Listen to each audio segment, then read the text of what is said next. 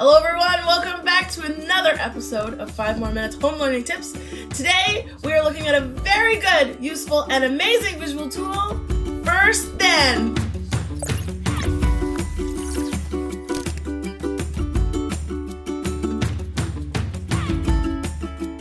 Okay friends, so for the last few episodes, we've been talking about visuals and how important they are and what they can look like and how we can use them. We have looked at kind of like a general what are visuals. Our last episode, we looked at what visual schedules are. Today, we are using First Then. Now, if there's a visual tool that I use most of my life, it is this, okay? So First Then is another type of visual that we use with kids all of the time. So this is another visual support. And how it's like originally designed is basically this idea of, if we do this first, then we can do this next. Okay, so see that First Then there? And how it's originally set up is that it's more likely that you'll do something that you don't want to do if you know that it's followed up with something that you do want to do. And so for a very long time, I called this kind of like the carrot approach, right? Like, what will you do for the carrot? But recently I've realized this actually isn't really I guess you can look at it as a carrot, but I don't think compliance is part of it. I think it's more about balance. And I have a very, very good friend who you may know, Kristen Weens, who loves visuals also. And she really taught me this. She's like, maybe it's not that you need a carrot. Maybe it's that you just need balance. And that actually really, really helped me because I'm currently trying to write my PhD dissertation. And let me tell you, speaking of a non-preferred activity, it is that don't tell my supervisor, I love you, Layton.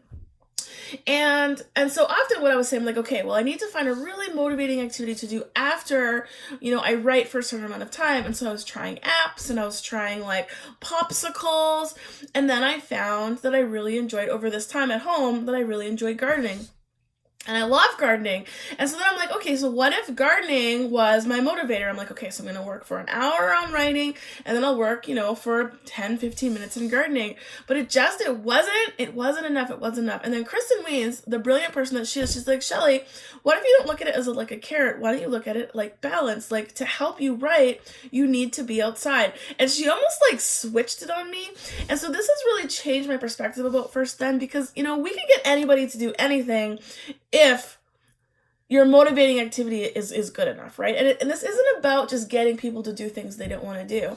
I think this is more about how can we balance things that are hard with things that we have interest and strengths in. And so what I changed about my First Then for my writing was I'd be like, okay, so first I'm going to do a chunk of writing and then I need a break where I'm outside and working in the sun and planting my gardens and touching the soil because that's going to energize me to get back to writing again.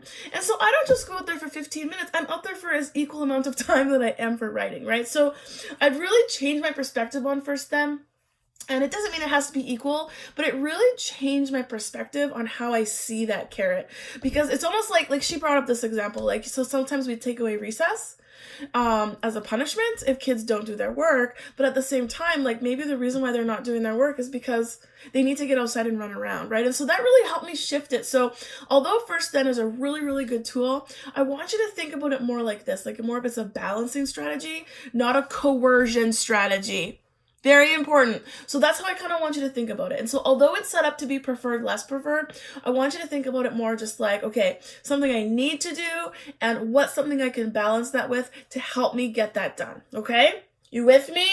You with me? Because I think it's really, really important that this isn't just a strategy to get kids to do what we want. Because that's not what we're talking about, right? Okay, so visual support, what is it? So it's worded First Then, okay? And you could organize this in any way that you want. So when I was school-based, I would just say, first this, then this. Sometimes I would do, something that I choose and then something that you choose because choice is really going to help this a lot. Sometimes you could say, this is what we need to do and this is what we want to do. You could do it like that. Sometimes you could say this is work and this is play. Although that one's kind of hard because, there's no reason why work can't be playful. I mean, let's be real. But just like the previous episode, a First Then schedule can be used with all the different types of visuals. Objects, photographs, videos, pictures, even words, right? But it's almost just like taking a schedule and even shrinking it down even more to get through those moments that are a little bit harder. So why do we do them? We talked a lot about these already. So a first then is really good if you want to introduce a new task, something that kids haven't tried before. It's really helping to teach kids to prioritize, so if you have 2 activities, you can be like, okay, which one do we need to get done first, right? This can really help around what's going to motivate you to continue. This has really helped me to persevere because I know I'm just like, okay, I need to get through this chunk and then I can get outside, right? So it's a kind of a persevering strategy. Also, like we talked about, this can also be a really important balancing strategy. So don't take recess away, don't take gardening away. In fact, if I'm having a hard time writing, sometimes I spend extra time in the garden to build my cup for my, because if I take away my gardening, you know what I do? Depression nap. A depression nap, and that's not helping at all, right? And so really think of it as this balance. It's a great tool to provide structure, predictability, but also increasing that independence. It also starts to teach sequencing, right? First, then, next, right? Okay, so how do we use first, then schedules? Okay, so the first thing we need to do is we're not going to start with the hard stuff. We're going to start with the fun stuff. We're going to start with the motivating things that either we or our kids love. Make a list. What do they love to do? What do they love to eat? What do they love to play with? What do they do on their time off? Now, we also can't judge these things, okay? Because sometimes kids have interests that maybe we don't find interesting, like twirling straws, Or I just read Barry Present's books, and he's just said, I knew someone who liked to collect sprinkler heads. We can't judge interests. So whatever kids are interested in, we need to honor that. We need to foster that. Okay. Football, great. Baseball, great. Sprinkler heads, great. So we have to honor unique interests for a lot of our kids. I had students who loved to feel books. Where's my book? Ready? Kids these days, great book. They would be like, feel books. It feels so good. That was as purposeful to them as reading a book, right? If they want to feel books, if that's what's gonna balance them, that's gonna be an activity. So really, look at your kid. What do they love to do? Make a list. Second thing we need to do is we need to create visuals for all of those activities, right? What's going to be a visual for feeling a book? What's going to be a visual for watching a Disney movie? What's going to be a visual for swimming? All of the things that kids love to do, playing with water. It doesn't even matter what it is, right? We need to have some sort of representation of that so kids know that that's an option. So these can be words, objects, these can be visuals, pictures, but even find something that represents all of these motivating activities and take a picture of it, right? Maybe it's a special game they like, a particular book they like, so that you have all of these options. We're creating a giant multiple choice board, okay? So first we need to make a list of motivating activities. Then we need to make visuals of these motivating activities. Now we need to think about, okay, so what are the actual tasks that need to get done? This strategy pairs up really nicely with the visual schedule from last time, because those visuals in the schedule can represent the tasks that kids need to do, right? So maybe this is schoolwork. Maybe this is getting ready for bed. Maybe this is brushing teeth. These are kind of the things to get through the day, the things that we need to do. We need to have dinner, right? We need to clean up after ourselves, whatever those things, the things that are maybe less motivating, but also something that, things we need to do. So I want you to then make a list of those types of things, right? This can be your visual schedule. And then again, come up with visuals for all of those. And now this is the part that I'm going to stress even more than last time, right? We don't want this to be a compliance strategy, and how we counteract compliance is co-construction, which means this. We want kids to be a part of creating these first then boards or first then tools, okay? So rather than me saying, first you're going to brush your teeth and then you get to play with Lego. No, this is what I'm going to do. Hey, what do we need to do? It's almost time for bed. Do we need to brush our teeth? Or do we need to eat breakfast? What do you think we need to do? We need to get kids in on the building. If they're choosing the wrong one, then make the other one even more outrageous. Do we brush our teeth? Or do we, what could be an outrageous one? Hunt for elephants. No, that's not a good one. That'll be really, really fun. I know. We need to brush our teeth. Do we use the red toothbrush or the yellow toothbrush? You can make them closed options, but the more choice we have, the more kids are going to buy in, right? It's less about us telling them what to do, but more helping them to like build that schedule so they know why it's important, so that they're making the choices. All we're helping them with is the structure, right? But the chances are higher that they're going to brush their teeth if they know afterwards they get a little snoogle or they get a little read aloud, right? So something that's going to be really motivating, that's part of the routine, so they can see what's happening next. But co-constructed, when it gets to the next part, getting kids to choose, okay, so you brushed your teeth, you did it. What's next? You get to decide. And that's where you're going to pull out that list of motivating activities and be like, let's choose 3 or 4 that are going to make sense for this time right now. And be like, okay, so do you want to read a book? Do you want to watch, what's a show right now? Daniel Tiger? Do you want to watch, Forensic Files, whatever the age of your kid, it doesn't matter. Do you want to have a little snack? Do you want to read a book to your sibling? Like 5 activities that that they really love, and get them to choose, right? Now, maybe just don't give them the option right before bed to ride their bike around the block. Like we can be in charge of creating what choices are available, but really getting them to decide what they need to do, what they want to do. The more they have choice in there, the less compliant based it is, and the more autonomy that they're bringing. Okay, so some little hints. I lost my slides. Okay, some little hints for you. So once you have your schedule built, your first or then we actually can refer to it to say, okay, well, let's go do it. Let's go brush our teeth. Now, it's really important to keep the visual there so that they can see it, because it acts as a reference point. Someone brought this up the other day, a really good example. Like, we wear watches all the time, not because we need to know what time it is every second of the day, but because it's a reference for when we need it. So think about those visuals as a clock, right? Like as our phone, as a watch, to be like, oh man, I forget what's next, or I forget what time it is. I can just take a glance and look. So we want to make sure that these visuals aren't in our pockets. We want to make sure that they're visual for the kids to see all the time. So they're doing their activities. Now we want to make sure that before we move to the next activity or the then activity, we want them to complete it. Okay, so when they're finished brushing their teeth, then we can point out and say, hey, look, you did it. Give them a little high five, give them a little celebration, be like, okay, what's next? Now we can do your fun activity. Now we can do your really motivating activity. But using that language first we brush our teeth, then we get to read a book. Really, really simplifying the language so that they can hear your voice but also see the visual at the same time. Okay, a few troubleshooting tips for you. Number 1, I think when I was first learning about this strategy, sometimes I would see people using the strategies like, to get kids to do things that they didn't want to do, as opposed to things that they just needed to do. Okay, like, this isn't about coercion or compliance, all right? And so, like, the less preferred activity shouldn't be awful, right? Like, it shouldn't be something just to exert control. The point of this is not just to get kids to do things they don't want to do. This is to help kids to get through their day successfully, okay? So if a kid is, like, communicating to you that this activity is not for them, if it's really that awful, like, maybe just see, it doesn't mean they necessarily need a bigger carrot, right? Like, we have to sometimes be able to respond to our kids. If they're communicating that this is an awful, awful thing, and this isn't something that's like, and, if it's not safety needs, or, like, I'm trying to think of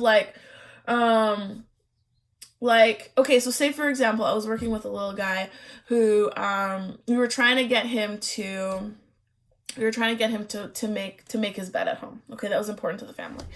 And he just, making the bed was the biggest fight. It was the biggest fight. And I'm just like, at the end of the day, you have to kind of say to yourself, like, is it worth it? Like, is this the hill I'm going to die on? Because it would throw him off for his whole day. Like, we were just like, we can't even go past anything else in the day because he's not making his bed. Like, who knows? Maybe it's because he has a sore arm. I don't even know. But I mean, you have to kind of decide if this is an activity that's really, really important. You got to decide, is this something that we're going to wait out, or is this something that we can abandon? Now, if this were, for example, not making the bed, but maybe getting dressed, right? Like, it's probably not safe to run around naked everywhere. Maybe that is a hill that we really want to die on. But I mean, if a kid is like, where there's just no motivating activities at all for them, there might be something else going on. It might be a sensory issue. A student might be in pain. So this isn't just about forcing kids to do things, right? This should be kind of just facilitating a natural flow. If kids are like if kids are choosing that this is the mountain to die on, take a step back and maybe just like, maybe there's something else going on. That being said, if it is a safety issue or it is something that it does need to be completed, here are some tips, okay? We can adjust what it means to complete an activity. Okay, so if we go back to the making the bed example, right? So in my head, making the bed in a complete way might be different than someone else, right? Maybe for the little guy that's having a hard time, making the bed means we put the pillow in the right place, right? Like if they're having a hard time and then all of a sudden they engage and do one thing, we can end it. We can just be like, you did it. It doesn't have to be it doesn't have to be tucked in nurses' corners, okay? So as the person who's facilitating this, we can decide when done is. And if kid is having a really hard time, but they do something, even if they look at the pillow, I'd be like, way to go, buddy. You did it. You engaged. Let's get out of here, right? Communicate to them in some way that this activity is completed. And if they are just really putting their foot down, maybe just ask more questions around that. Because I just don't think that work all the time has to be awful. Like, I think that work and play can both be joyful. I mean, isn't that all just what we're striving for, right? Like, if there's going to be a fight, maybe there's other things going on. If a kid is having a hard time, though, this is also the time to stop talking. Say first, then once, and then back off. If they need reminders, you have the visuals there. You can point to them. You can say first, you can say then, but all the other talking, stop. Don't rationalize. Don't emotionalize. Just eliminate the verbal talking. Point to the visuals and just wait. Just wait. Don't react. Just be like, you know what? I see you're having a hard time, but you know, we can do this. We can get through this. Remember, at first we do this and then we can go outside and play. And so we can determine when that activity stops, but we want to make sure. And sometimes this takes like a good few minutes, few half hours of waiting, and then there's going to be an engagement. So, I mean, you really have to respond to your kid, though. There is no black and white way to do this, but having those visuals is a really good way to help kids to work through moments where they're having a hard time. But this isn't a power struggle, right? If you feel like this is too much, find a way to complete the activity and get out of there. Another way, though, to kind of avoid these power struggles is to bring in the choice, and we talked about this. And so, for example, I could have making the bed as an option, but I can also have maybe picking up your clothes at home and putting them in the hamper. Those can be two jobs in the house that a student has access who can choose. And so if they hate making the bed, there's another option they can do where they're still contributing to the home and still have a job, right? And so it's not just about forcing them to do one thing. The goal is not to make the bed. The goal is to help out and contribute to the family, okay? And so the more choices kids have, the more autonomy they're going to have. And so sometimes I would say with my kids, okay, you choose your work and then you can choose your choice, right? Sometimes what's really helpful too is you can color code these. Like you can have jobs and then you can have choice activities. You can be like, okay, first choose a blue one, then choose the yellow one. So there's different ways to organize it. All the pictures that I'm showing you here today, I will link them at the end of the notes. But first then, I think is a really good tool. I use it for myself. We can use it for our kids. But it's a really good way of limiting the language that kids need to process sometimes when they're having a hard time. But also helps us to help kids to persevere through those challenging times. Give it a try. Sometimes the most powerful way to learn this strategy is by watching someone else do it. I honestly, and some of the best people who do this are educational assistants. So if you know an educational assistant or a para, talk to them about first then structures, because they are like golden at this. They're so good at it.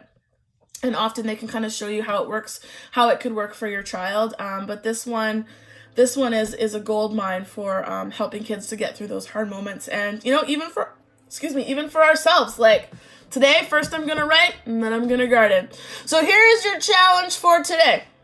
I want you to think about your day. Think about your day if you're a parent or a teacher or a support staff or it doesn't matter. If you are watching this video, I want you to think, what is something that you need to get done today that you don't want to do?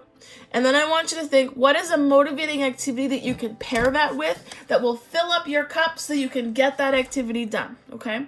And so it doesn't even have to be visual, just starting to think this way, like, oh man, I gotta do the dishes. You know what? What will fill my cup so I can get those dishes done? A cup of tea and a biscuit. Whatever works for you, but just really thinking about what's going to motivate me so that I have something to look forward to, so that my day is not just filled with things that I don't want to do, right? Because we always need the balance. Whew, that was a long one. That's 20 minutes of fun. So what we're going to do is I'm going to let you go. You're going to try out this challenge. There will be another video on Thursday. It's our last visual strategy for our little visual series. And then we're going to try some new tips. Join us on Saturday. I don't know what the date is. Hold on. Saturday, May 23rd. Saturday, May 23rd, it's my mother-in-law's birthday, and we're going to have another Q&A. We've had 2 Q&As. They've been great. 9 a.m. Facebook Live and Instagram Live, 9 a.m. PST. Come join us if you have any questions.